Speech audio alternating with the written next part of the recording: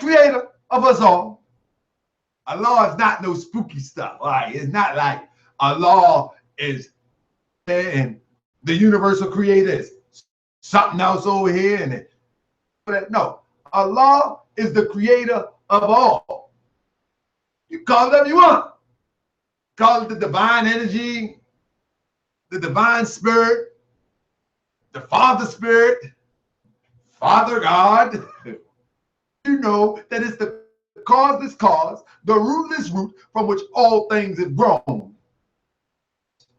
Allah within the Moorish Science Temple of America. We call this creator. The creator that has created, but that has not. That has created, but has not been created. Slob. Give honor to his noble, illustrious prophet, Prophet Noble Drew Ali. Prophet Noble Drew Ali, for waking us up to the reality in which we find ourselves. The reality that we are Moorish Americans inside of a paradigm that may appear to be that we're stuck in, but we're really not. All we got to do is come together and pull ourselves about this. So we give honor to the Prophet Noble Drew Ali. So today's show, family, is basically about the Mason, the Boule, and I added the Moorish American. And you might ask, why? The brother asked, was I fasting? Brother, I'm going to fast the second half. I'll explain that later. Ramadan Mubarak to all my Moors, my Muslims, my Muslims who are fasting this Ramadan. And know for sure that Ramadan don't mean fasting. Ramadan is just a month. Know for sure that. Anyway, Assalamu alaikum, peace and love. Anyway, so I named this the Mason, the Boule, the Slave, and the Moorish American. I added on the Moorish American because, listen, I'm the brother that go give it to you real. We have a group of Moorish Americans that actually sometimes seem to think like the Boule or the Mason. What do I mean by that? The Mason is the one that has a lot of information that has been, and I'm going to use the term hijacked from our people, from the inhabitants of Africa. Period, point blank. And when I'm talking about Masons, right at this point, I'm talking about European. Was hijacked from our people, taught by our people, and they use it against us. It is what it is.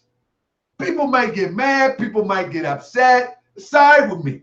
They use it against us. How do they use it against us? They use it against us because we don't understand that there is something in the background, something behind the curtain, the puppeteer that is if you will. So when we look at these rappers, right, and we go all the way back and we look at, now, we go back to the old school rappers, and I don't want to get caught up and get stuck there. But when we go to the old school rappers, we know that rapper, hip hop was started as a cry out or expression of the situation or the circumstances that our people found themselves in. And so they made songs about it. No different, no different. We not African more. We can talk to that in a minute, my brother. Anyway, no different than when the slaves was going through their thing and they were singing and they were doing their thing to get through. Well, our brothers in NYC, they were writing the songs that depicted their environment and how to overcome and deal with the struggle in which they find themselves. And it's no wonder that somebody hijacked it And now today, so when you look at, even when you look at NWA, when you look at NWA, they were actually highlighting what's going on in their neighborhood. Shout out to Ishmael Bay. They was actually highlighting what was going on in LA, South Central, if you will, Compton. They were highlighting it, and they was putting it in music. Whether people could stand the vulgarity or not, that's not the point. The point is, when hip hop was started, it was started as a cry, as an expression to get through what people found themselves, situations they found themselves with. And then, as we know, that was hijacked. So what we hear today is smoke, drove, pop pills. Everybody talking about smoking weed. So it has turned into a boy sport to glamorize stuff that these rappers, half of them don't even have in the beginning of their career, that don't even have. And if they do, they got to pay it back. And so these people are put out front. Why? You know, and so there is some people in the background to make sure that this happens, that our children can become addicted to the hope of living that lifestyle, whether it be a rapper or whether it be having the things or the materialistic things that is really worthless, having these materialistic things that people brag about. On too long. So back in the day, there was a guy, a good brother named Steve Coakley. Coakley put some emphasis on that we had a group of people that looked like me and you. Now, they were not European Masons. However, they desired to be in the background and control the narrative and speak for the people to be accepted by those who were in control, whether it be the Masons, the politicians, those who were in power, i.e. Europeans. And so I want to open this show. Hopefully y'all can rock with me on this and learn a little something. Take the name down, Steve Coakley. Go and check his videos out. I'm going to play a tidbit video from the brother, and so we can give an outline of what we're talking about. You know, I'm going to give an outline to what we're talking about. Stick around. Watch this, brother. I want him to explain. It's like an 8-minute video, but it's very informative that we have people bringing people to, and Ishmael Bates said, Boule means advisor to the king. We have people bringing people to the king, manufactured for the purpose of our continued enslavement. So I'm going to share this with you right quick. Give me 1 second, and I'm going to share my good brother Steve Coakley right here with you. Hopefully y'all stick and just learn something. This is going to be a learning thing. And then we're going to talk about the Mason, we're going to talk about the Boule, and we're going to talk about the Moors, because we have some Moors that seem to be, I'm not going to pick out any names, but we have Moors that seem to be know the program. However, they're not working the program. And we need to know why that is too. So here we go. This secret society, this particular black secret society that we'll talk about today, is the first of the Black Greek societies, started in 1904. And that word that you said, Boule, is actually an acronym. It's a Sigma Pi Phi. Sigma Pi Phi, 1904 in Philadelphia. And for most of our people, we are not prepped to the responsibility of secret society in the American society. Mm-hmm. And this founding constitution, this illegal criminal enterprise, was a Masonic affair. And a Masonry is a form of secret society. There are other well-known secret societies like Skull and Bones at Yale, of which this corrupt president and his father were members of. And it is that society that the Black society modeled itself after.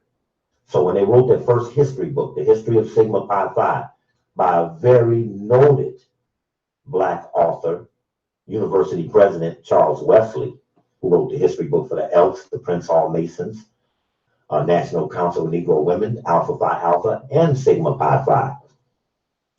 And as a result, in there, in page 28 of its first history book, it noted that it wanted to be like Skull and Bones at Yale. It was right here in Los Angeles at the Good Life on a Friday night. If you remember this time, the NAACP had a convention here, and LeGrand Cleage and Marla Gibbs were accused of making inflammatory statements. Working with Dr. Graham's book, The Mannequin Motif. Yes, that weekend, the Boule was meeting here, July of 1990. They were having their twice every other year convention, biannual. And it was a front page article in the LA Times by Karen Grigsby Gates, who denoted that these elite black men were meeting in Los Angeles at this time. That was the first. I remember sending someone to the car to bring it in, and we read it from the stage of the Boule on July 18th, the day the story appeared, front page LA Times. And I thought it was unusual that the LA Times knew of this society, and I didn't know of them. Now, for our audience to understand, I'm starting off trying to explain to black people the impact of groups like the Trilateral Commission, the Council on Foreign Relations, when the bankers began to take over the American cities in the 70s, New York 75, Cleveland 77, Chicago 79, California, they used Proposition 13 to suck up the surplus out the budget, and bankers began to take over from municipalities the governing of the cities. And as I was scratching, I could not figure out how was there such black complicity in this centralization of worldwide power, the New World Order. It's on the dollar bill, pyramid by white men who never built one, never saw one, but they emulated this symbol. And now comes a series of societies, and now comes forth this black one in 1904.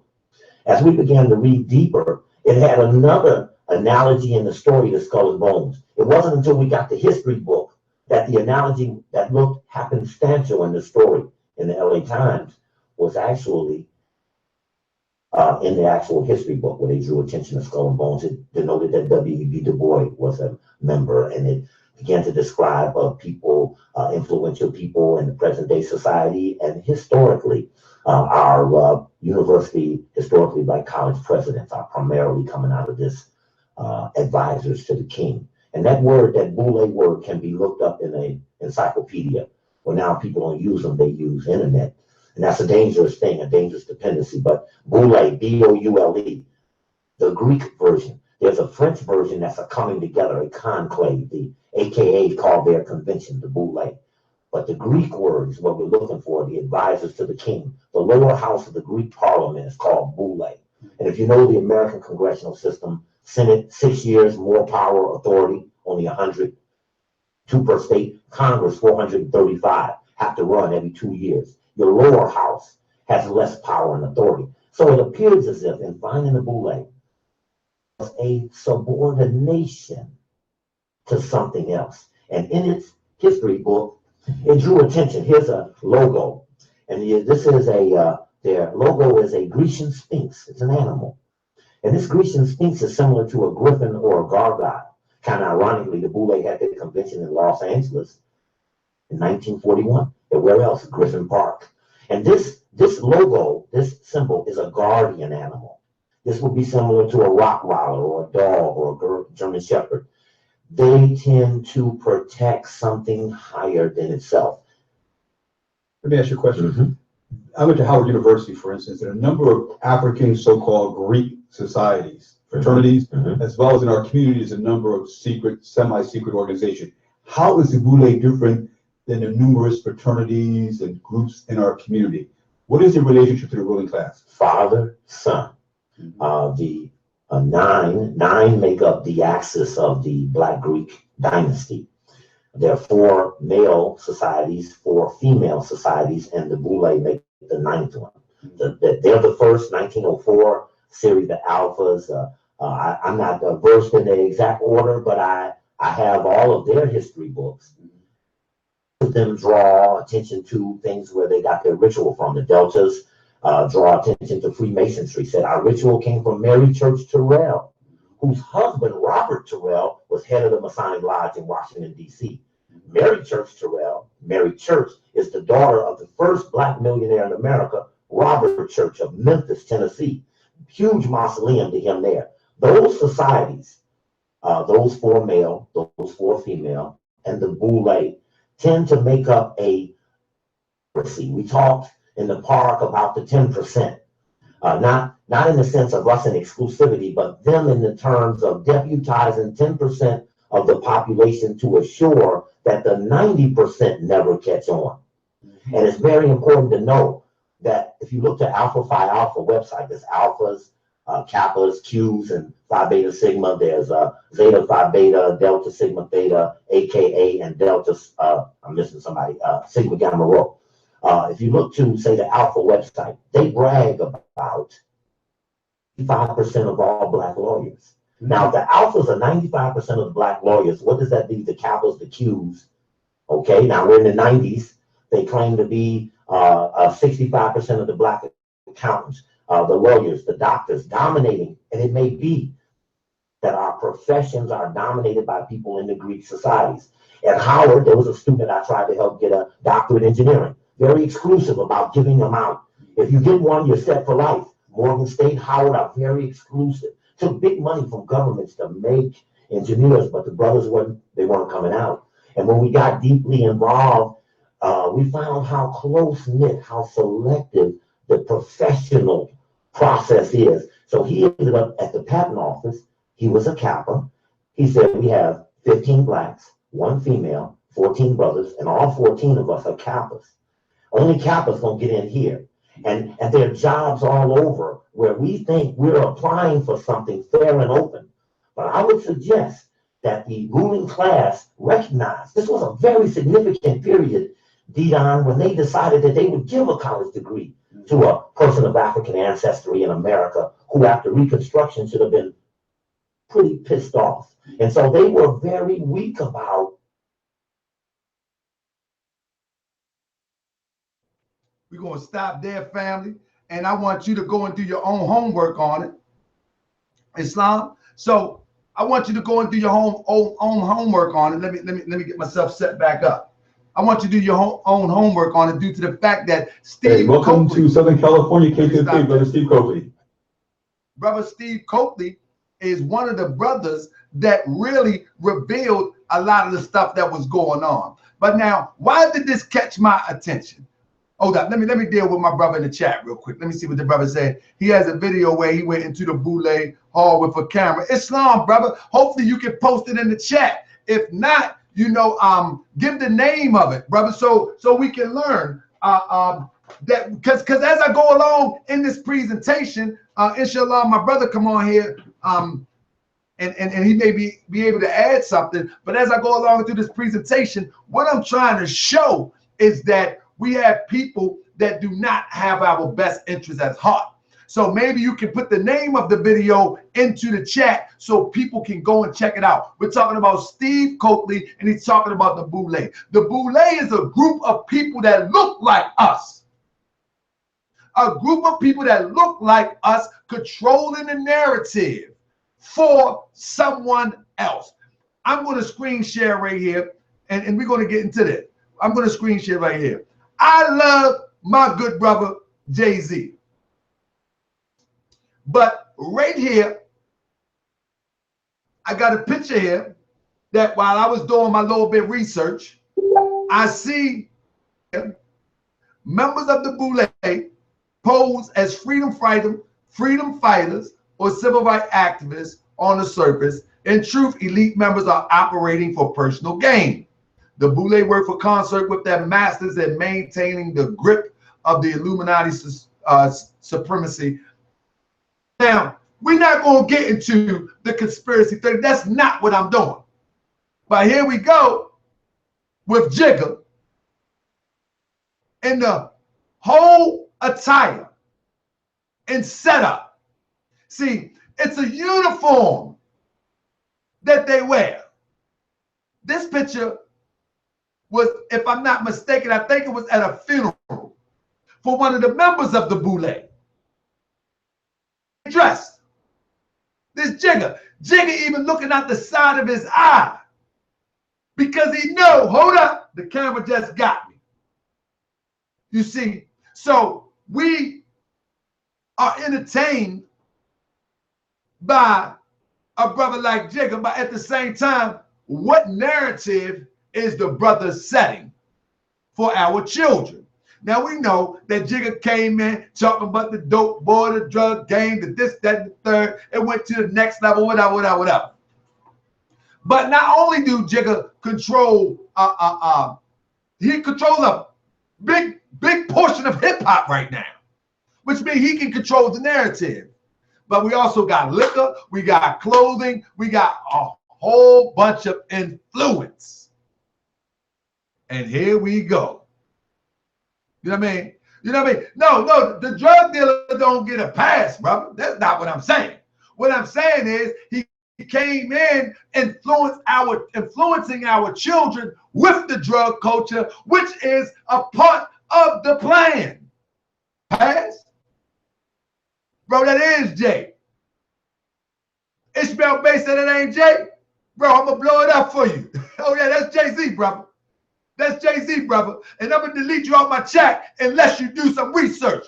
Go back, do the research, because I ain't going to let you mislead the people, because you might be Boule. Now, you might be Boule. Unless you do the research, that's Jay. I did my research. That's Jigga all day. Now, if you want to mislead people, brother, go do your research first. Now, that's right. I love you. But you ain't going to mislead up in here. That's Jigga. And I don't mislead people. I don't lie. Not purposely. If I say something wrong, I'll fix it. But show me that ain't Jay. Don't say you was playing with me, because we can't play like this. This brother controls the narrative of the hip-hop community right now. What? What do I gain? Yeah. Come on, man. Exactly, my brother. Yelling Rockefeller and ain't nobody take him down. Stop playing. But we're going to move on from that. But anyway, we know that the Boule means advisor to the king. So it's not a surprise that he moved right up, stepped right up with Barack. You can love Barack all you want, but I tell you what, a pawn has not been moved as it relates to our people for the 8 years that the brother was in office. Love him, support him, and everything. I understand. But that's my brother. Here we go with another one. Steve Harvey. Now, I'm not knocking the brother, because I don't do no hate. That ain't my thing. I mean, that's not my thing. But here we go. Our brother Steve Harvey, he get every job in Hollywood. He do the pageant. Why wouldn't he go see Donald Trump? Donald Trump gave him a job. Why wouldn't he be goofy? Donald Trump, he did the pageants, Family Feud, the kids show. Did I say kids on purpose? The little goats. No, the little children show. Little Big Star, something like that. You know what I mean? He all over the place. He controlled the narrative. Think like a man. Think like a woman. Act like a man. He trying to teach our women this crazy nonsense. Act like a woman. Think like a man. What do you want to think like a man for? Think like a woman. It's plenty strong women out here. What kind of foolishness is this? But in a nutshell, man, radio, man, this brother's all over the place. And you don't mean that this brother ain't taking that check to control the narrative? Even if it's blinded by entertainment. You know what I mean? Even if it's blinded by entertainment. You know what I mean? We got to look at this stuff and see what it is, man. See what it is. When we go right here, I'm sorry, skip real quick. Now we go right here. And this is my little bit of research. Shout out to Judah Nazara My bad if I messed his name up. My brother Judah, peace. Good looking, my brother. You know what I mean? Now, into the true entertainers. You know what I mean? The true entertainers of Hollywood that we look up to, that we claim that are some of the greatest entertainers in our community. Well, I'm going to tell you what my brother Steve Coakley said. Anywhere there's a prominent professional, quote unquote, blacks, they're in the Boule. Chances are they're in the Boule. The Boule, again, is a group of people that is going to rock us asleep or keep us asleep. And that's why it starts off in the colleges. It starts off in the colleges. Let me stop the screen share for a minute. It starts off in the colleges because in the colleges is where they produce. In the colleges is where they produce those that create the sellouts. That's where they produce them at. The most, man, listen, shout out to all the colleges, right? I mean, I'm going to keep it 100. Shout out to all the colleges. No beef with the colleges whatsoever. Ain't my thing. I don't beef. I ain't got time for that. I'm just trying to uplift and wake up a few people in the process. But in the meantime, in between time, they called these people the Divine Nine. I'm going to show you how even most people in colleges that join these fraternities, I'm going to say a lot of them. I'm going to say a lot of them don't even know what they're getting into when they begin to join these fraternities. But I'm going to screen share, and then I'm going to Google nine, because this is what they call themselves. So let's Google it. You know what I mean? Always use your Google as a tool, you know what I mean? And then that's just your starting point. You know what I mean? That's just your starting point. But pick up a book, Divine Nine. I'm going to put in Divine Nine. And look, Divine Nine, there we go. When we put in Divine Nine, here we go. The first thing you see is Black Greek. Now, here we go. The Divine Nine is the people that's making the people to control the people. The 10% to control the 90%. So, here we go.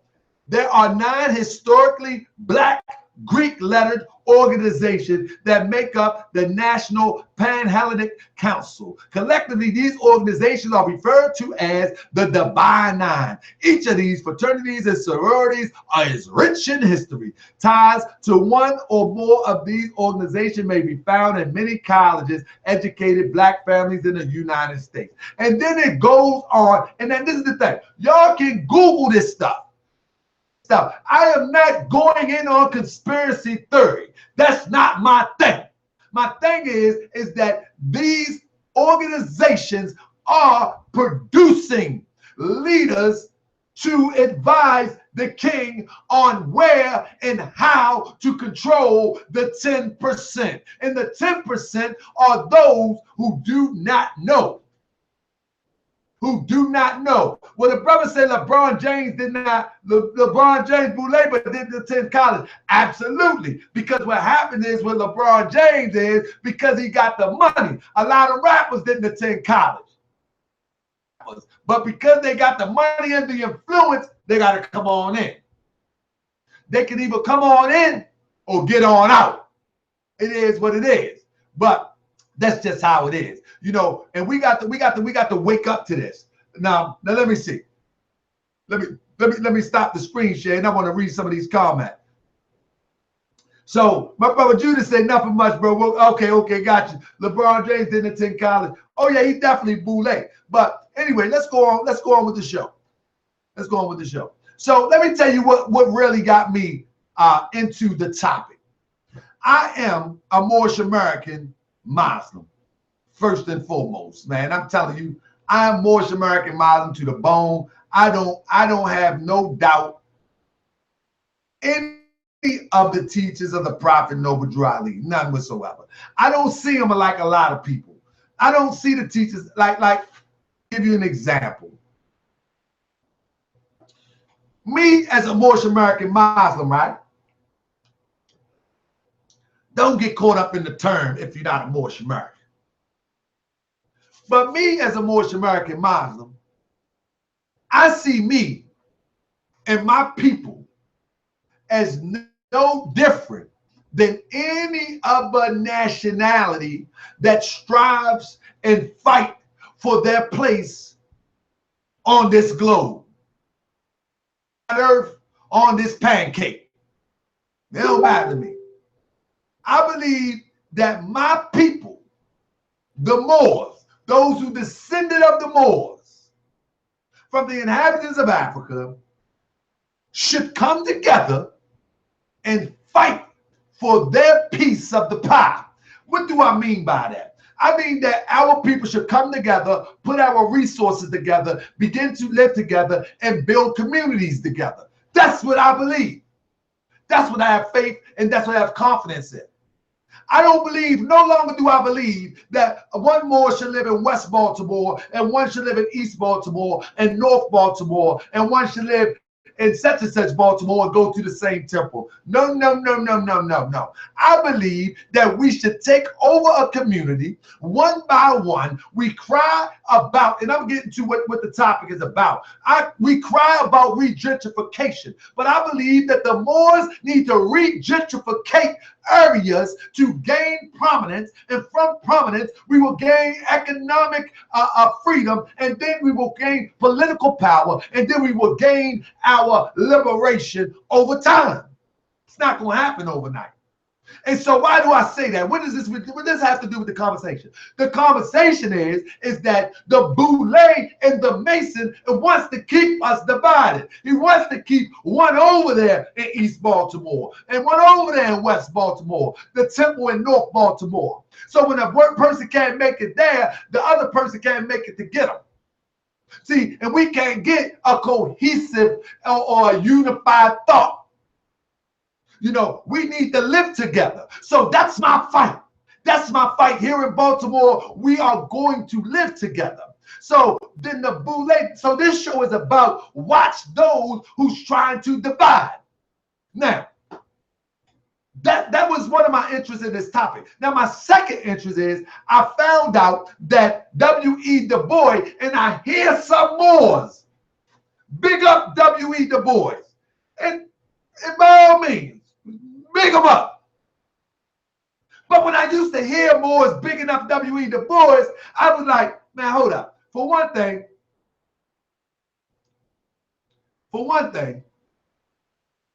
I've been in the Moorish Temple of America quite some time.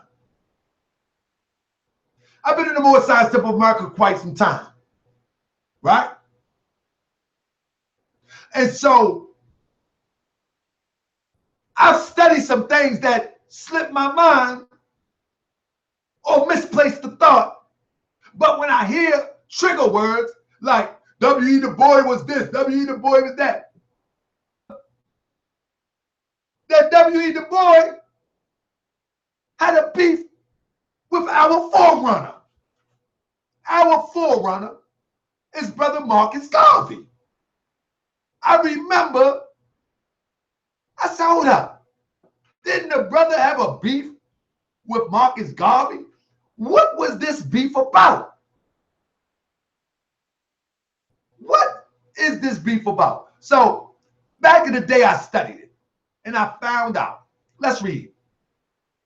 The founding member of the New York City chapter, W.E. Du Bois, said the Boule was created to keep the black professional away from the ranks of Marcus Garvey. Now, why would a Moorish American big up W.E. Du Bois? Now, remember, this is a quote. All right? This is a quote. Let me stop for a minute.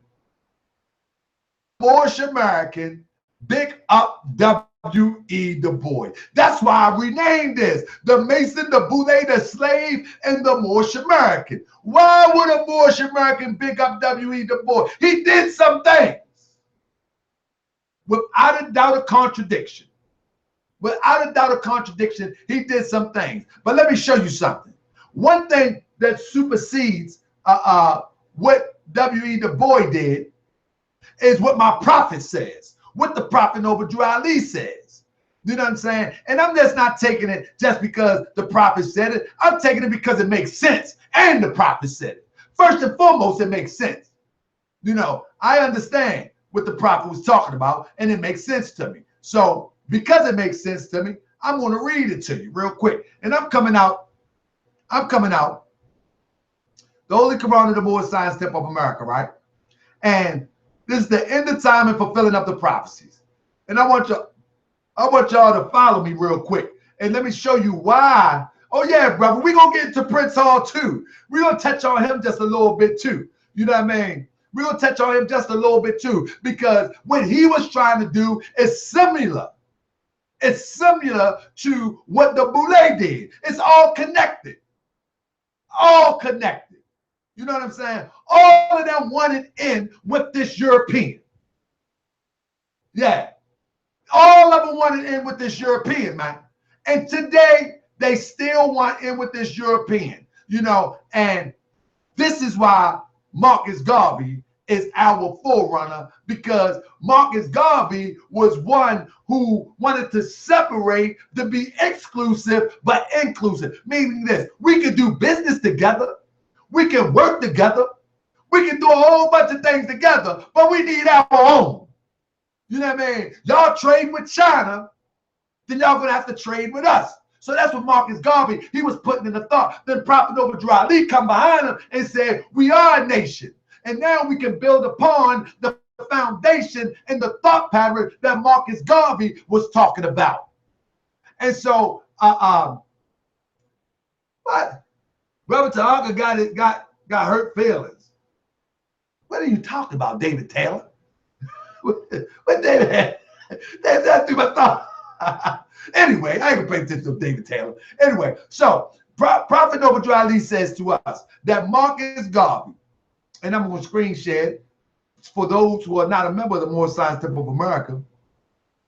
The Prophet Noble Drew Ali said, in these modern days, there came a forerunner to Jesus. In those modern days, in these modern days, there came a forerunner to Jesus who was divinely prepared by the great God of law, and his name was Marcus Garvey. You know what I'm saying? So what we call Marcus Garvey is what John was to Jesus. In other words, you know what I mean? So, what John was to Jesus. So Marcus Garvey came to stir and wake people up. Let me stop for a minute because I see the chat going crazy. Let me hit the chat real quick. So my brother said, let me say this to the family real quick. So my brother says, so we the real Masons, brother. Oh, the brother said, Tahaka gonna hurt feelings. Oh, okay. So let me, Armani Perry, let's be clear. Look, Brother Tahaka Bay is not your scholar, but I got good common sense. I want common sense people to be in this chat. All the super scholars, normally, they want to know why I'm yelling so much. But all the common sense people, just rock with me. So my brother say, so we are the true Masons. Brother, when we're talking about true Masonry, they renamed it, they flipped it, and made it their own. The Prophet Noble Drew Ali, what is an Egyptian adat or adat in the Moorish Science Temple of America is equivalent to what the Masons have entitled, but I tell you what, the adat know a little bit more. The adat know a little bit more, and we teach it. We're not going to conceal it. We're not going to conceal it at all. We're going to teach it, and that's the purpose of this show. You know, that's the purpose of this show. You know, Europeans, they took our sciences, flipped it, renamed it, and used it against us. Period, point blank. But now back to the point. So the Boule is the people that are producing the people to use against us, our people. What they do is they show them, dangle that carrot, and our people lose their mind. We love that old no good carrot, and that's what we do. So I'm going to screen share this with you real quick. So let me go back. Let me go back to it real quick. Clarify. Never let nobody tell you that a Mason, Freemasonry, is the same as what was taught in Egypt. No, it's an adulterated version. It's an adulterated version that people use against us. And not only us, they use it against their own people too. So a small percentage can stay on top, and a large majority can stay on bottom. Anyway, the founding member of the New York City chapter, W.E. Du Bois, said the Boule was created to keep black professionals away from the ranks of Marcus Garvey. Now stop for a minute and ask yourself, what did Marcus Garvey teach that was so bad? Sure, he had a back to Africa approach, physically and mentally. Trying steam ships. Sure, he was trying to get people around the globe to rally around one thought of consciousness to bring us out of the mess that we find ourselves in. Sure, he did. But what was so bad about that? That you had to create something to counter our thinking to connect us back to Africa. Sure.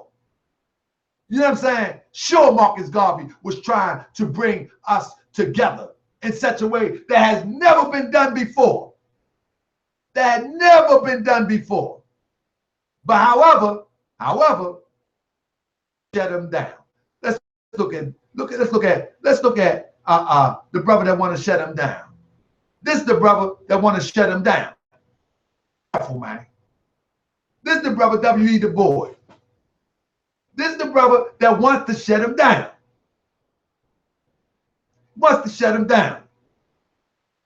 Why do we want to shut Marcus Garvey down? You know what I mean?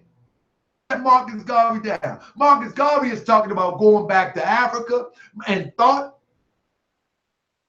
even physically. Marcus Garvey is talking about the unity of our people. Why? Why? I'm going to tell you why in a second. Let me stop this screen share and let's talk about, let me read this and then we're going to finish talking about W.E. Du Bois. Read this real quick. Then we're going to talk about W.E. Du Bois. Because I'm telling you, and I said the slave and the Moorish American. Yeah, Martin Luther King was Boule too. The slave and the Moorish American. Anyway, Marcus Garvey Back to Africa movement was reaching millions plus. 1 million plus without television or radio. Du Bois emphasized, as Coakley stated,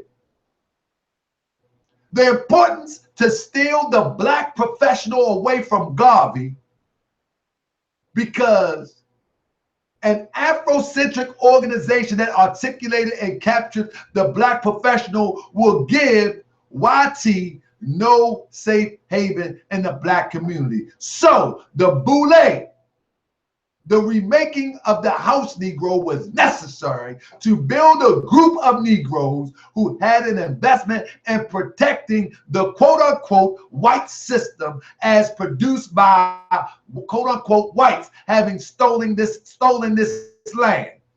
Post-Reconstruction, taking away the articulate Negro, now designed to replace them with organized institutions to keep them away from self-improvement.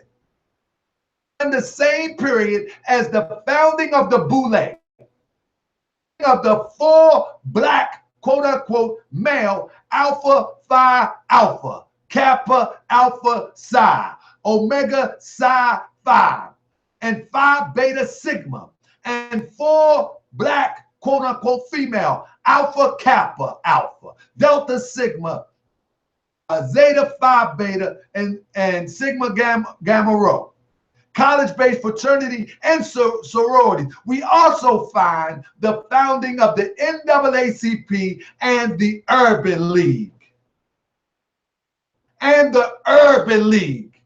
Man, these things, man, I hear the Moore one time on my show said, on my show said, man, we need to get with these people. We need to get with the NAACP. We need to get with the Urban League. No, you know what we need to do? We need to understand how they operate. And we need to create our own organizations and fraternities. And we need to, and I'm not talking about secret. I'm using fraternity for the lack of a better term. But we need to create our own organization that is going to build us as Moorish Americans.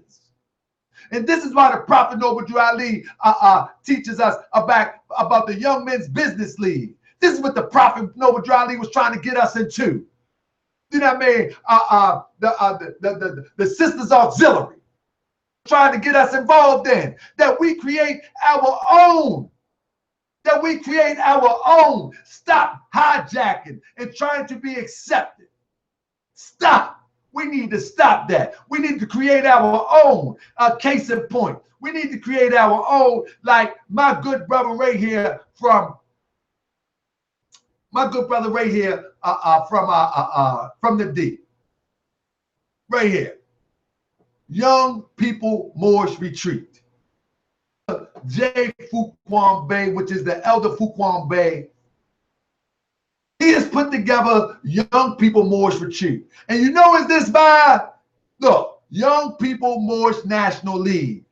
We need to create our own organizations and bring our people together to help bring us up out of this mud. We keep on trying to join stuff that has not benefited us. So if you are in support of that, man, look at this information. Give this brother an email. Find out his GoFundMe. I keep forgetting the link. I do so much, but I keep forgetting the link. Man, touch this brother link. Send this brother $5, man. Sister, I say, man, because I went back for a bit. I went back. Man, I went back. But listen. So I know we're going to have some college people that have joined these fraternities. Now, listen. Don't take it personal. Listen with your heart, not with your emotions, or listen with your mind, not with your emotion. And what I'm saying, listen with your compassion. What has any of these organizations done as it relates to bringing our people together as a collective to stick together and gain economic independence, entertainment independence, a positive message on TV, a positive message on radio? What organization has came together and say, we're not having this? We need to create our own. Now listen, I'm talking about all throughout the world, so-called black people have all of this money. We can look at Radio 1, we can look at Oprah, we can look at Jay-Z, we can look at 50. Name one, just one, some power and some finance to say, you know what, we're going to change this narrative. We're going to change this narrative. There is not one. There is not one of these so-called Divine Nine that has affected the change as it relates to our people. Yeah, they go feed people. Yes, they do. Yes, they give out clothes. Yes, they go and house some people. But let me tell you something. Do that too. Missionaries in Africa do that too. And you know why missionaries in Africa do that? You know why missionaries in Africa do that? Think about it. You know why missionaries in Africa do that? You know why European missionaries do that? You know why they do that? You know, unsuspecting people that really want to help, especially the sisters that are in these sororities, sure they want to help. Sure they want to help. But they don't understand. In order to help people, you must unite people. In order to help our people in our situation, we must be united. United. Or we're not going to help our situation. You know what I'm saying? We're not going to help our situation. If we're not united, our situation. And that's the bottom line. And so we got people trying to stop that. Let's say this. And I'm using the term white just for the sake that these come out of, and I will give you the links momentarily. For this is from good brother Steve Copley.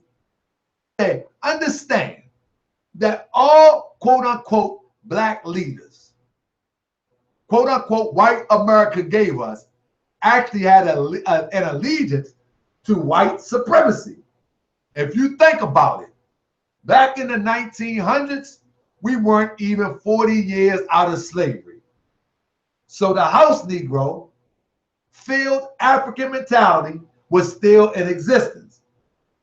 Most Africans of that time had gone through much self-denial. The old cliche, if you black, you get back. If you brown, you stick around. If you yellow, you're mellow. If you're white, you're all right. Was rampant, and most of our ancestors lost themselves through bleaching their skin, conking their hair, and speaking civilized, quote unquote, in order to be seen different than a field in IWGA. We must also, this is the founder of the black, quote unquote, Boule, Henry McGee Minton. You get a chance, look him up. And you will begin to see that the way that he thought, some of it seemed progressive and some of it seemed questionable. Now, oh yeah, the same thing is happening right now, and we're going to get to that in a minute. We must also realize that most of our co-founders of quote unquote black organization were mulattoes. These house Negroes had already felt they were better than dark-skinned blacks. No wonder the boy will go against. No wonder. Their way to prove to whites, quote unquote Europeans, were different. We now still needed to keep an eye on us. They needed an overseer. This is why around the same time as the founding of the Boule, we found the founding of the NAACP and the Urban League. The black organization was co-founded by Jewish spies who used as their scapegoat. It is what it is, family. One must note that the NAACP co-founder, Joe Springer, a known, his brother said, a known piece who spied on the African community, was also influential in founding of the Boule. A lot of us don't know these organizations were really a front. They were supposed to defend the countless atrocities against so-called black people. On the contrary, we found out that the very quote-unquote whites we're complaining about actually helped found these organizations. That makes a lot of sense now. I see why the NAACP doesn't even own the building national headquarters it's located at. Think about it. With all the loot the NAACP gets annually, and they still have to pay rent for their building. I don't know if that's still true today. But here we go. That's because they have to answer to someone who is the major fundraiser. While we were being lynched, raped, murdered, by YT, we thought these organizations will help us fight for justice. Later to find out, the person our leaders answer to is the very one with the blood on his hand. Can you see why we are in the shape we are in today? Wake up. It's very evident. In the words of Coakley, the Boule closely, we find confusion of values. Quote unquote, black men who felt their advancement was edged upon a positive relationship with wealthy and influential quote unquote white people, and I say that may have adverse impact on revolution. Therefore, we give them the Boule today, the official warning. Hold on, let me stop. Talk about the Moorish American. We have Moorish Americans that would love for this European to accept them. And that's fine. But first and foremost, we must accept us. Accept that we must build this Moorish world. The name of this channel is Moorish World TV.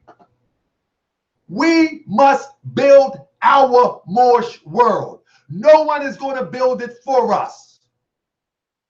No one is going to build it for us. While we sitting on YouTube, on Facebook, going back and forth about as the brother love to talk about so much, the back of the questionnaire, as the brother Lovell like to talk about so much. Okay, True said, I got you, brother. As the brother like to talk about True said or something. True said it said there ain't no more on my t-shirt. What True said said. True said, these are the same people. Right there, True said, I'm about to give you something real quick. All right. Let me give you something. I gotta give you something, True said, real quick.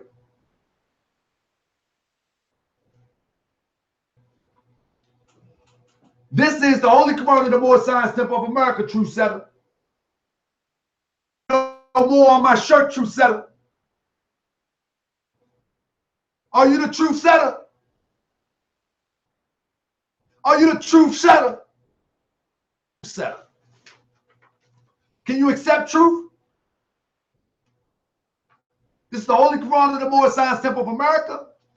And I'm going to read Egypt. Let me show you something. Egypt, the capital dominion. The capital empire of the Dominion of Africa. Come out the Moorish Science, the Holy Quran of the Moorish Science Temple of America. And it says this: from the land of Moab, received permission from the Pharaoh of Egypt to settle and inhabit Northwest Africa. If we received permission from the pharaohs of Egypt before we went to Northwest Africa, before we went to Northwest Africa, where did we stop at? Huh? Who are them people? See, hey, brother, truth said, I might have to get rid of you, brother, because you don't want the truth. The Moors and the Kemetics people are the same people, brother. Hey, we are the Turks, the original Turks. You're right. Right.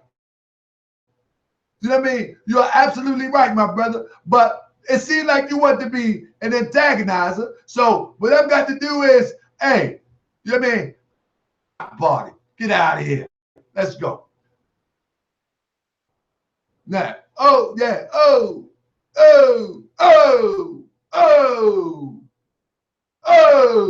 Gotta get him out here. Now back to the show. Anyway, this is what we do. For a sec, because I see my man El Rukin, what's up, brother? What y'all talking about in there? Because we're going to talk about these people trying to shut us down. El Rukin said, I don't have to pay to be like anybody, sir. I don't have to pay dues to get privileges. LOL. And dude, let me see. Why do y'all strive to be like master paying dues to him? Bruh, who we talking about, brother? Let me see what you talking about, El Rukin. Let me see what you talking about. Because we Moors, we know that we are to create our own. Anyway, let's get back to it. So another thing that caught my attention was when I looked at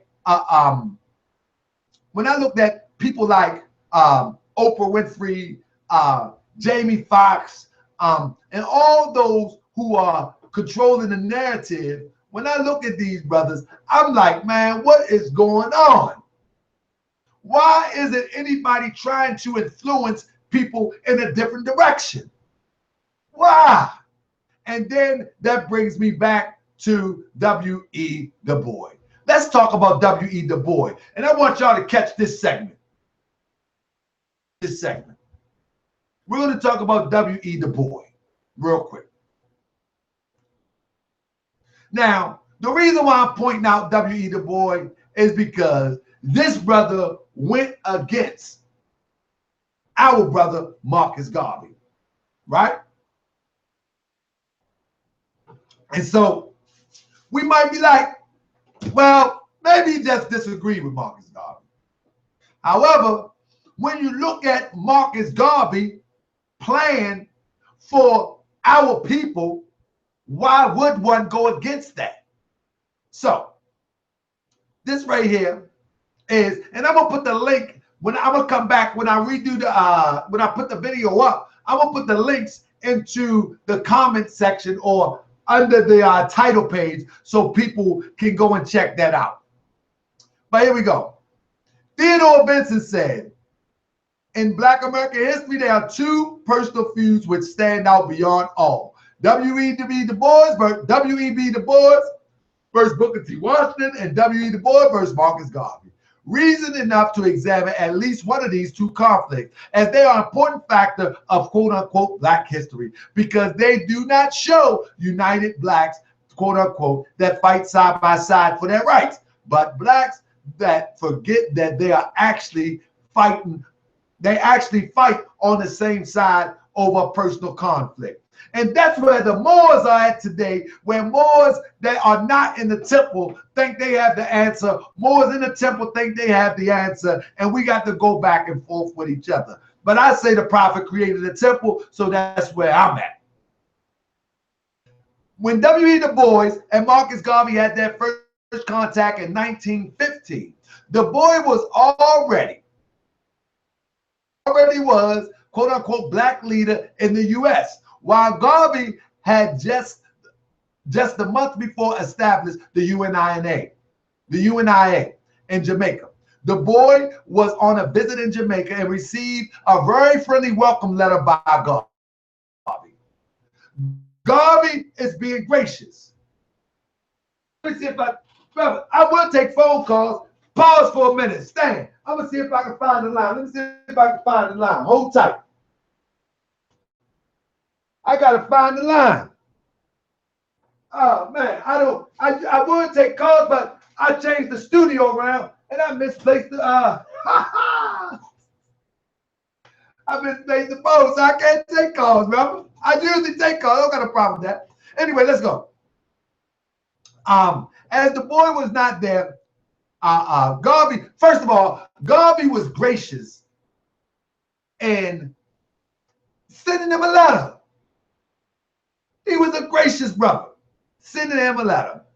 Okay, Garvey wanted to invite Du Bois in person to his first lecture and therefore visited the NAACP headquarters. Now, looking for unity, as Du Bois was not there, he left an invitation that was declined in a polite way by Du Bois. But nevertheless, Du Bois announced Garvey's tour in his magazine, The Crisis. During his tour, Garvey decided that the U.S. was the place for his ideas and that he should therefore stay in the United States. He started speaking weekly in Harlem, soon found huge amount of followers, officially founded the U.S. branch of the UNIA. And the UNIA, end of July 1918, and short afterwards established the UNIA newspaper, quote unquote, the Negro World. Here we go. The beginning of the conflict. The beginning of the conflict. At this point, the boy still ignored Garvey and his movement, but the conflict was about to break out in late 1918 when the boy went to the peace conference in Paris. That he wanted to participate and advance the agenda of the coloreds worldwide, quote unquote. He also wanted to organize Pan-African Congress there. Garvey, too, intended to use the peace conference for his aims and appointed 3 of his followers to attend the conference. But as they had, now listen to this. We know that the Prophet Noble Drew Ali went to the Pan-American Conference, I think it was, in Cuba. And you know what I mean? Whenever a Moorish leader attended any of these things, but Moors, we need to wake up. This is what I'm talking about, the Moorish American. Moorish American, we talking this stuff on YouTube. You know what I mean? Me too. Me too. We need to start attending these things. Anyway, the Asian cadet finally arrived in Paris, but it was too late. And even the Pan-African Congress that the boy had organized and held in the meanwhile had already ended. Instead of blaming himself, Garvey put the blame for the cadet's failure of achieving anything in Europe on the boy. That the boy intrigued cadet in a speech that he gave in March 1919, and there called on his audience to show its complete repudiation for interfering. I'm going to stop right there because this is another brother. I'm going to stop right there because I want to move on and talk about another brother that was a Boule.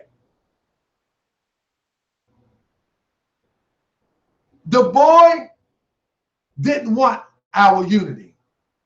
And that was the creation of the NAACP as a front. That was the creation of the Boule as a front. And here we find ourselves. Here is another brother. What say the Boule look like? Look what they look like. Look. They even, Steve Cote said, they look very, very mulatto-ish. Anyway, 18.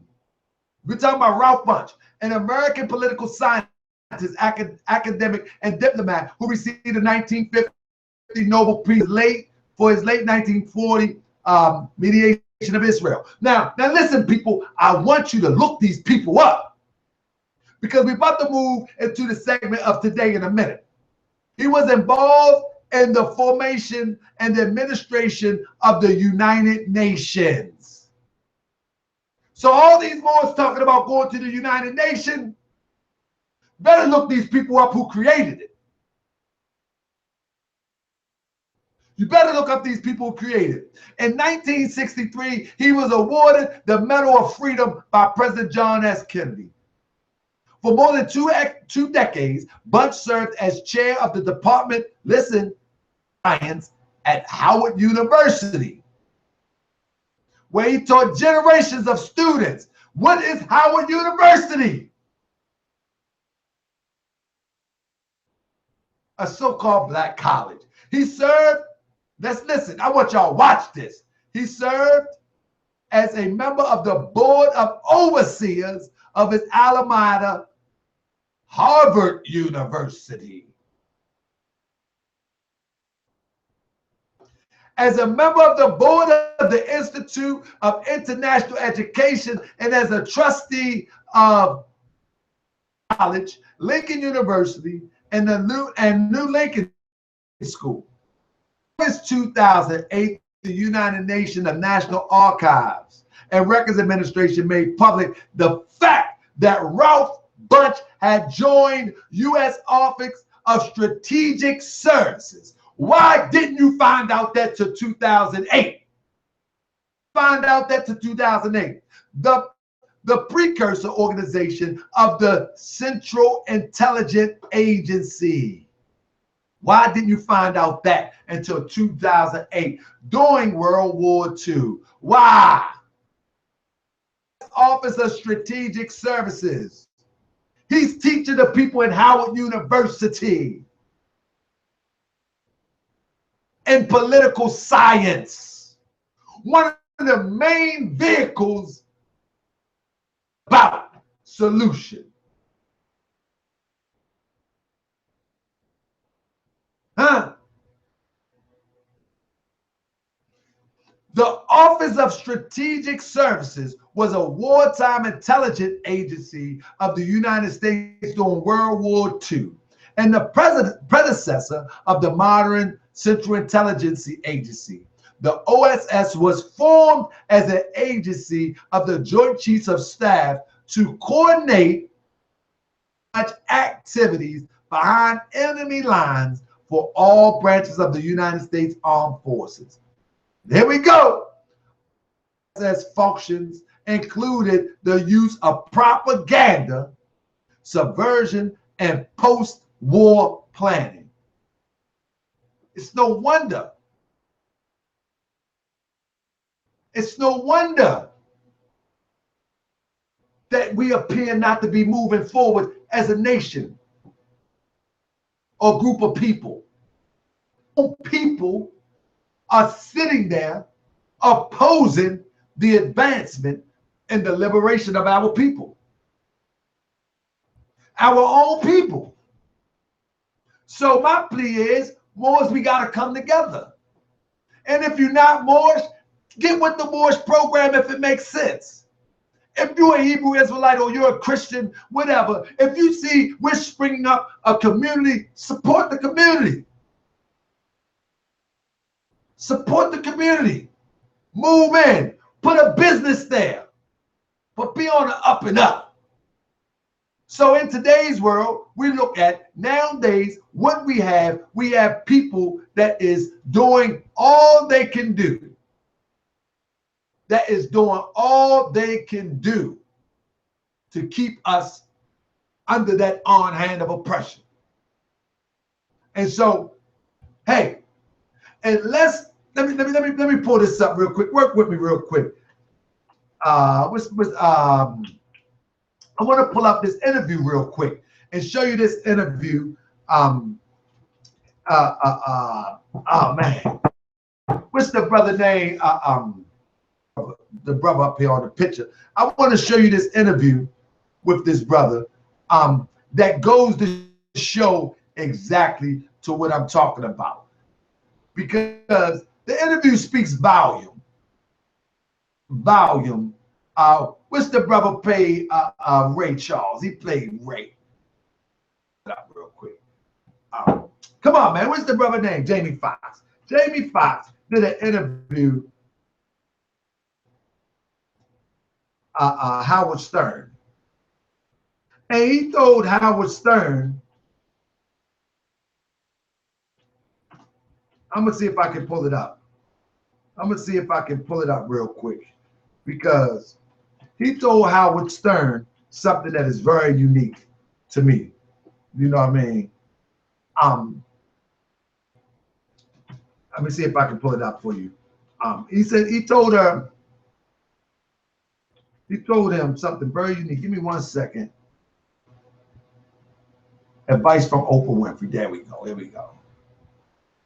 All right, y'all ready for this? I want y'all to check this out, man. You need a website. Why not do it yourself? With Wix, you can create your own professional website.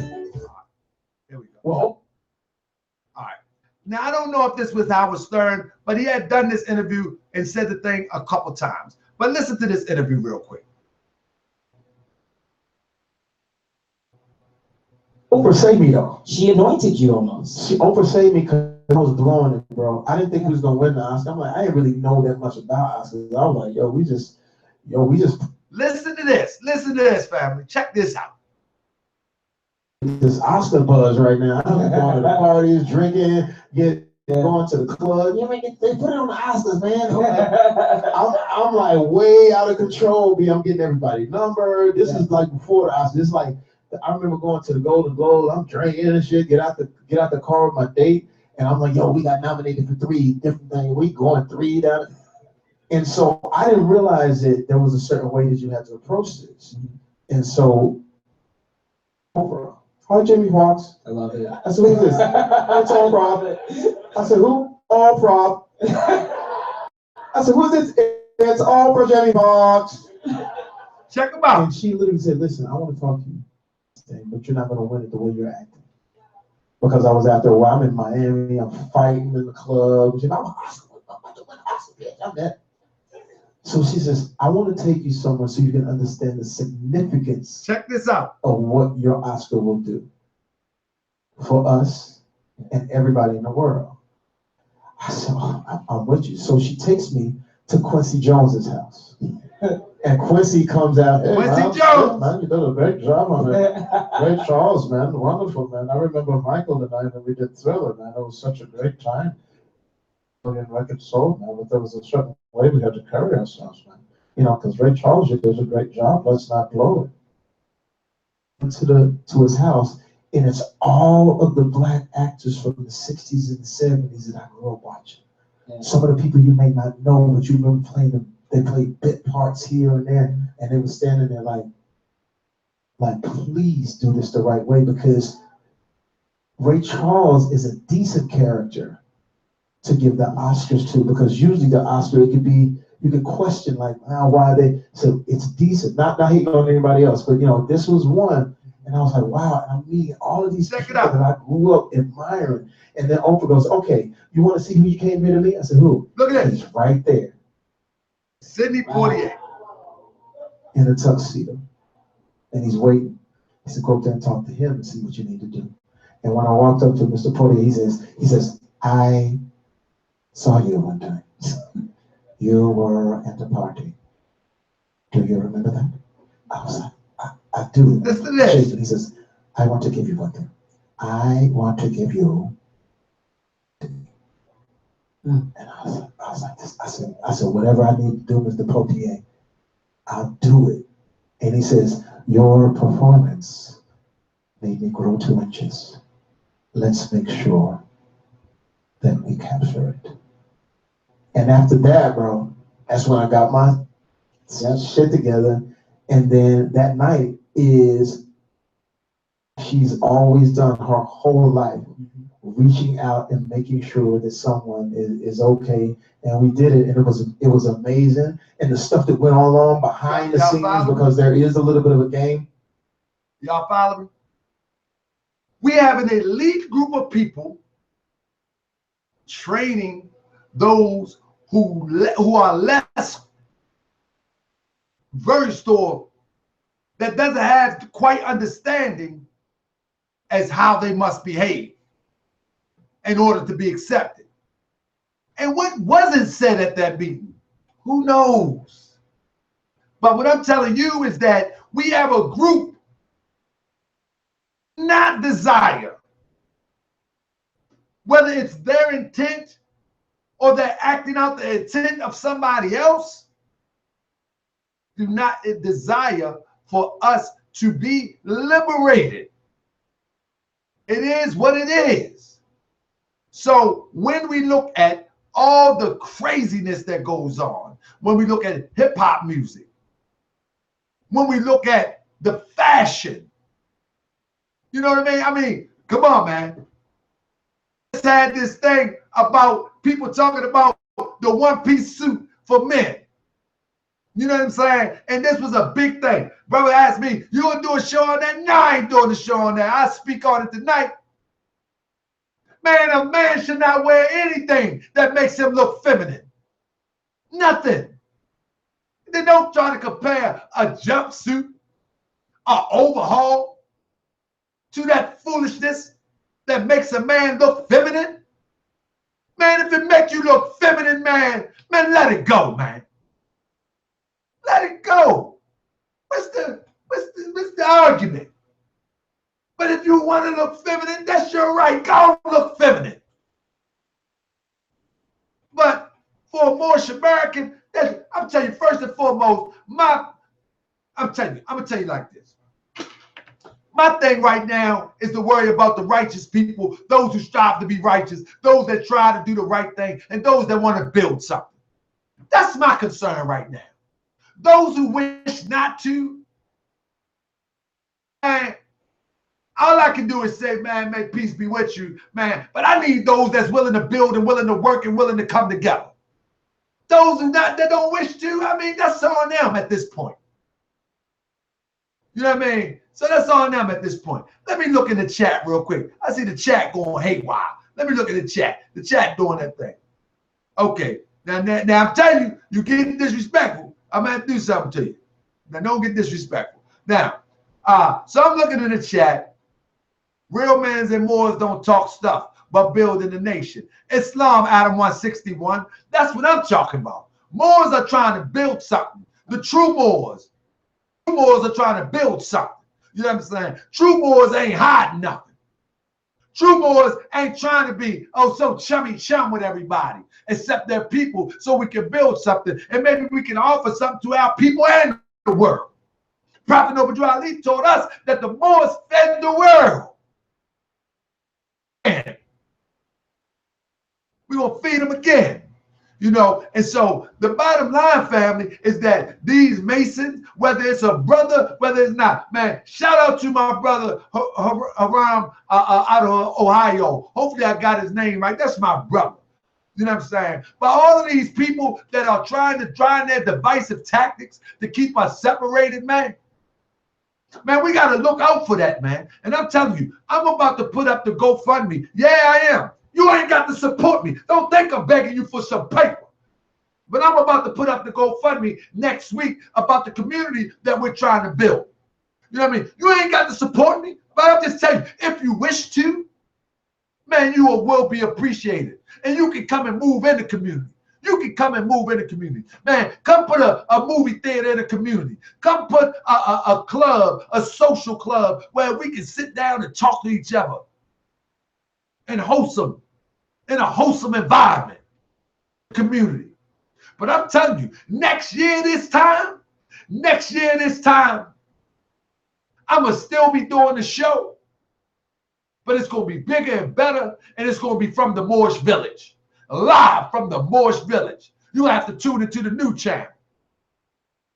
You know what I mean? You have to tune into the new channel, because we Moors in the Moor-sized tip of America, man, I'm telling you, it's time for us to build and stop talking. Anywhere throughout the United States, the reason of this show is to show that, man, we have adversaries that don't want this to happen. We have them in and outside of the Moorish paradigm. Those who are not a part of the teachings of the Prophet Noble Ali, or they are part by word alone, they need to be sorted out. So we know who they are. Those who want to sell a quick book need to be sorted out. Those who want to rub elbows with their master, their slave master, need to be sorted out. So we know who's who. We're not here to cause any confusion. We just want what's ours. You know, we want our vast estate. And we're talking about vast estate. We're not talking about name alone. We're not talking about name alone. Vast estate. We're talking about vast real estate. We're talking about we want our own people to govern our community. We're talking about we want our own clubs, our own movies, our own grocery store, our own schools, our own daycare, our own doctor's office, our own lawyer's office. That's what we want. And guess what? And any other nationality can come in and enjoy what the Moors have to offer. What the Moors have to offer. No, Roderick McClyle, we don't use no masonry. There we go again. We use masonry. We don't use masonry. Only masonry we use is to build houses. It's to build houses. Bricks. Only masonry we use is to build houses. To build houses. You know what I'm saying? This masonry stuff is overrated. is overrated. People running to join these organizations that has done nothing to organize and liberate our people. Has done nothing to. When has a group of Masons liberated our people as it relates to nationality, national descent? When? When have one of these, what they call divine nines, ever said, everybody, let's come together? When? When? You know what? They don't do that. Sure, they go and feed some people. Sure, they go and clothe some people. But when did they say, everybody, let's come together, make our numbers count, and let's put one of us in office? When they say, everybody, let's put our money together so we can live in a community together. Let's get our own grocery store built. When? When? So when people start talking this Masonic stuff, man, listen. When people start talking about these fraternity and sorority stuff, man, I want to ask you, where's the progress? Where's the progress? If these organizations are so beneficial and influential to our people, where is the progress? Where? And you may ask me the same thing about more signs. Well, guess what? That's why I'm here. That's why I'm here. And I'm making a call for all true Moors who think their conditions can be better to join me and help build this. If you're in Baltimore, man, join me, help me build this, man. Around the country, join me and help me build this. Now listen, I know people reach out to me all the time. I'm a busy brother. I do a lot. But don't lose confidence. Don't lose confidence, because there's going to be coming soon. There's going to be coming soon a registry that I'm going to put up for all those who wish to build. For all those who wish to build in their city, to duplicate what I am trying to do here in Baltimore. For all those who wish to build. And we're going to duplicate it to every city. I should be able to come to a Moorish village in Chicago. Chicago is the Mecca of the Moors. But Moors all over the place. Shout out to my brother Tyrone Bay, Kenyu Bay. Shout out to my brother CJ Shaw L. Shout out to Spring Grand Sheik D. Bailey L. Temple number 1. Shout out to all my brothers in the shop. To my Stone family. Shout out. But I'm just saying, man, we need to come and live together. You know what I mean? Let me see. Question. What are the working tools according to the Quran of the Moorish Science Temple of America? Masonry is not a fraternity. It is a system to help one develop oneself. Not saying that the lodge is masonry. Brother. We need to step away from that. We need to call it what it is. These are our tools for the workshop of the mind, where we build up character. When we're talking about what the brothers talk about in the chat, we need to step away from this European vernacular. This is a European vernacular. Masonry is a European vernacular. We need to let it go. We need to let it go. Until we're able to let it go, then we can move forward. But then guess what? I'm asking those who are ready to move forward. If you can let it go, let it go. Man, we ain't got to associate partners with this Moorish Science Temple of America doctrine. We can study all the symbols. We can study everything. We're not saying don't study it, but don't allow yourself to get caught up in it, because there is no liberation in it for your people. And as long as one is lost, we all are lost. Why do you think that most group of people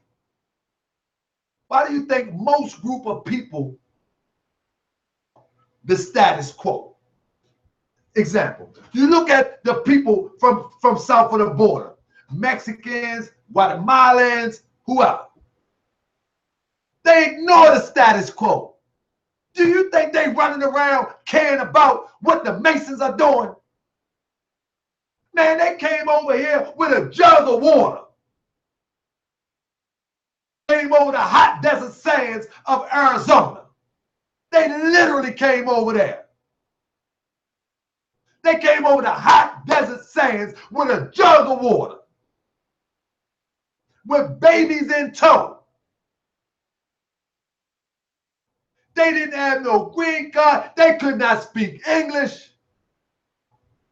Their babies that they came over with in the 90s now have your jobs back because they was born here. People keep talking about sending the immigrants back. We quickly forget that those that was born here the past 20 years is a new generation, basically.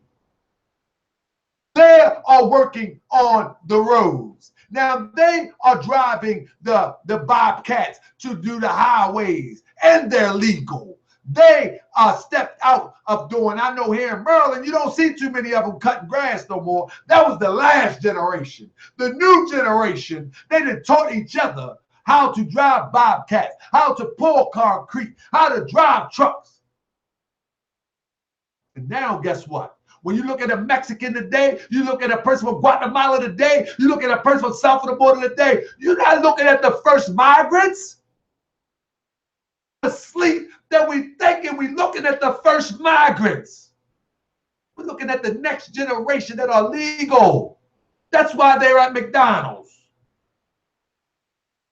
That was your sons and daughters' jobs at one time. So now we're in a predicament. Now we have to create our own jobs. Now we have to create our own communities, because the community that they live in, they created it. They took a spot. They took a spot. And you know you will hear them stories. Oh man, the Mexicans moving in. When one comes, here comes some more. That's right. That's how you're supposed to do it. That's how you're supposed to do it. And we need to do it the same way. When one Moorish American comes, then all the Moors got to follow. Got to follow. But you know what? We spoiled. We spoiled. We like to be fresh. We don't want to build nothing. We want it already built for us. Because the Prophet Obadiah said that we suffer from the principles that delude to slavery.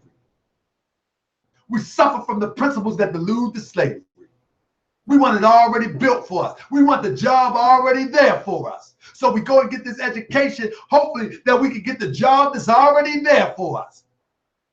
If we want to be counselors, we just can't be counselors in our community and figure out how to monetize it. No, you know what? We need to go to these Europeans and say, man, give me a job and respect my sheepskin.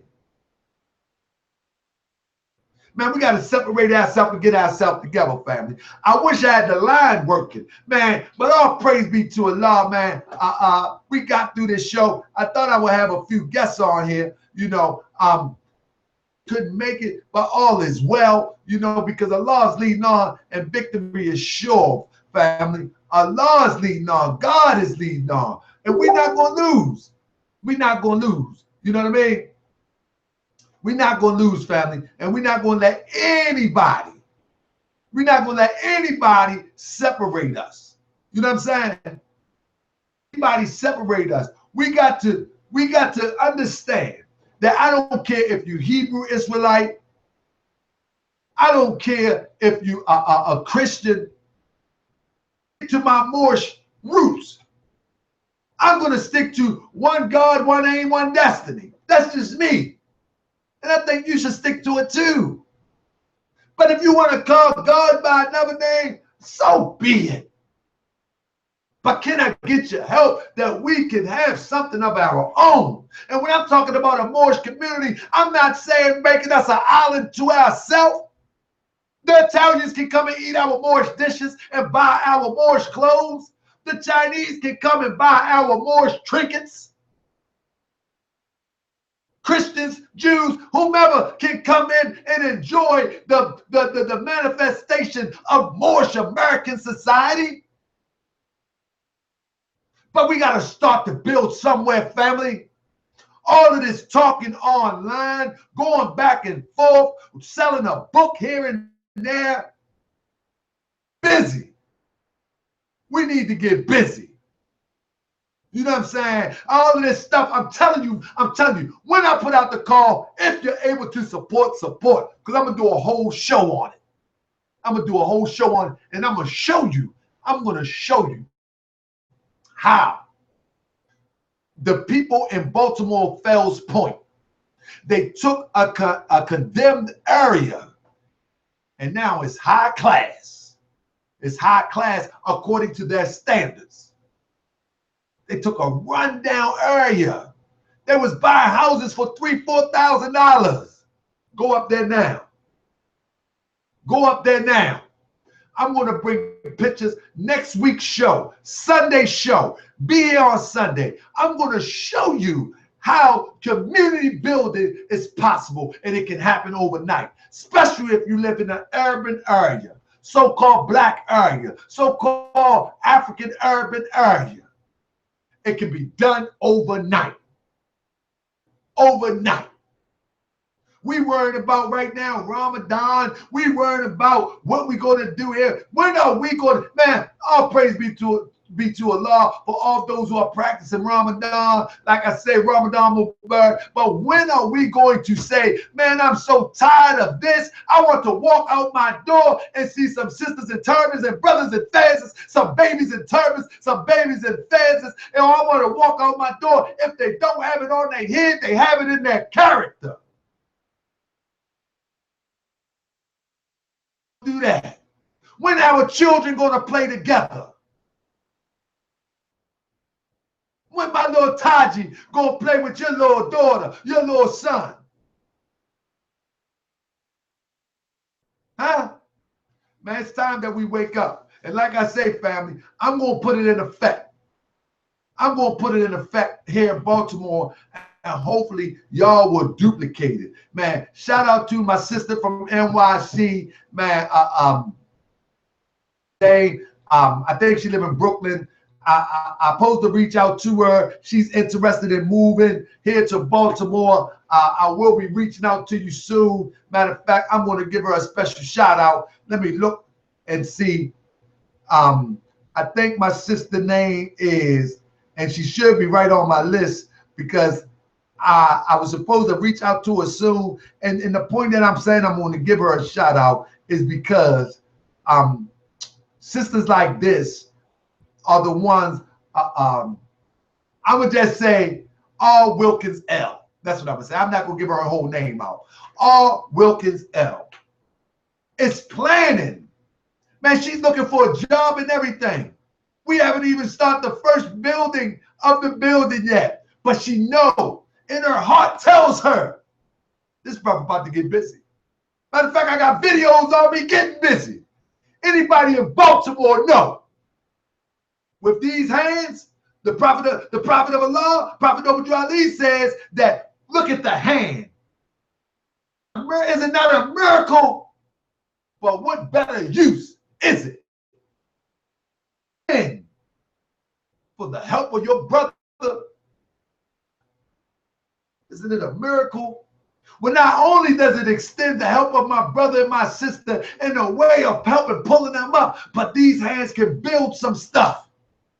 This mind can organize some things. And we're going to do that right here in Baltimore, family. Here in Baltimore. Now, listen. Now, if you're a part of a fraternity or a sorority, man, I'm not taking shots at you. Trust me. But I'm just saying, if you want to be liberated, if you want to see, if we want to stop crying about the crime, then we need to get involved with those who are organizing as a nation of people. We cannot willy-nilly stop crime over in East Baltimore without no national principles. As in the Moorish Temple of America, our highest principle known to man, love, truth, peace, freedom, and justice. One aim, one destiny, one God.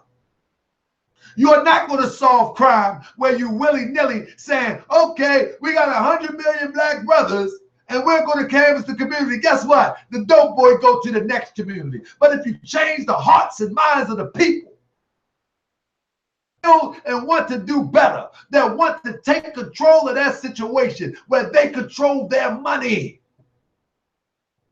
we can make something happen. We can make something happen. But just talk about stopping crime. You ain't gonna take no dope out no dope boy hand and give him a Quran and tell him read that, he gonna be all right. You better give him a job that at least makes something comparable to what he has lost.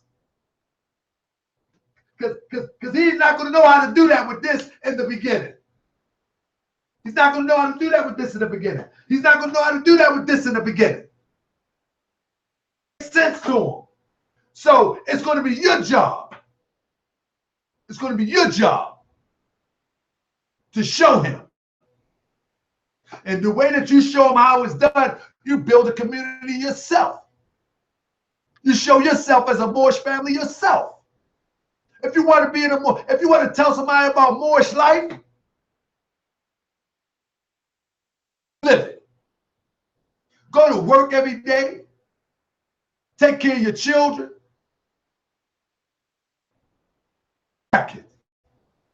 Now, my brother McClure say uplift all humanity. Absolutely. And if you are uplifting follow humanity, it's now time to take it to the next level. It's time to unite and build communities. I'm leading the charge.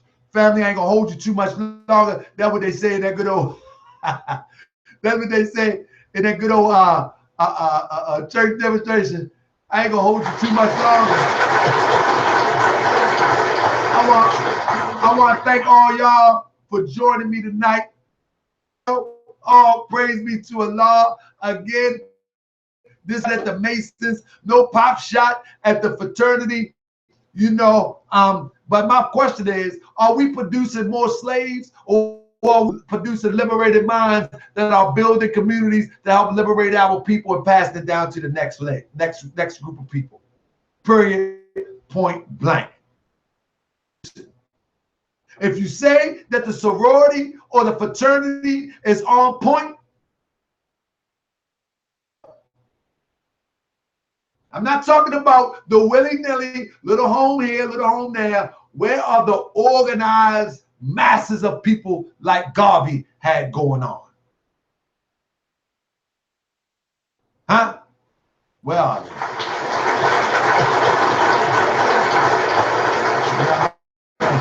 they?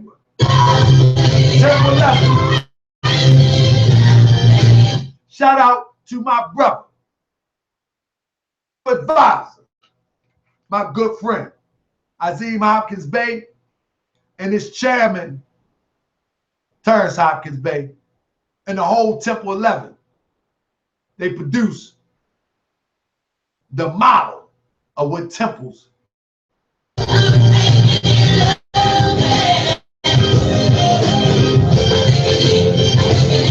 we go. Terrence Hopkins Bey. Time's up.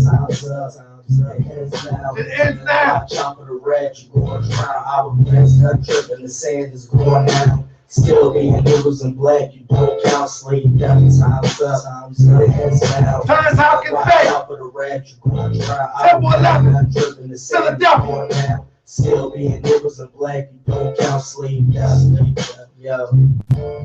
Prophet gave us 7 hats, gave us 7 laws, 7 wax, gave us 7 cause. I would pay him back by disobeying laws. Yeah, he said, don't forget last days, the times, children growing up too fast, parents getting set time, freezing in the summer, it's humid in the winter time, West Coast fires, Louisiana could have drowned, Garvey said he coming back, Hurricane Katrina, while reporting that the Bobby uses quote, they like to go around, you ain't ready, get ready, you already be ready, proper words are weighing heavy, proper New York wasn't ready, that was 80 years ago, proper sure saw a head, got him by a lot, Time's up. make us better citizens, keep them clean insanity, but murder is the mission. The future is now, but the end is too. If I lie, you say, don't mean your friends say too. Every tongue is a confessor's own. The temple is a stepping stone. The trail leads back to home. That can't be described by the words of your mouth.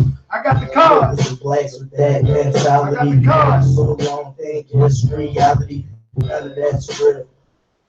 Not your identity, the name of a weekend, the color of a crown, and the name of a slave. Your religion is mine. Return to Christianity. That's the old man here, the back to his family. Saying disobedience, we all separate slavery, asleep too long. I got the card. Time's up, hands down. Watch out for the red, you're going to drown. Our place not dripping, the sand is going down. And black, you don't count, slave down. Time's up, hands down. Watch out for the red, you're going to drown. Our place not dripping, the sand is going down. Still being niggas and black, you don't count, slave down. Time's up. Prophecies being fulfilled, look around. Don't believe me, turn on your radio, the KYW3. New Orleans underwater, modern day Atlantis. Homestead mechanic, the anthem is cool. I'll say coincidence, I'll say a lot set with the state.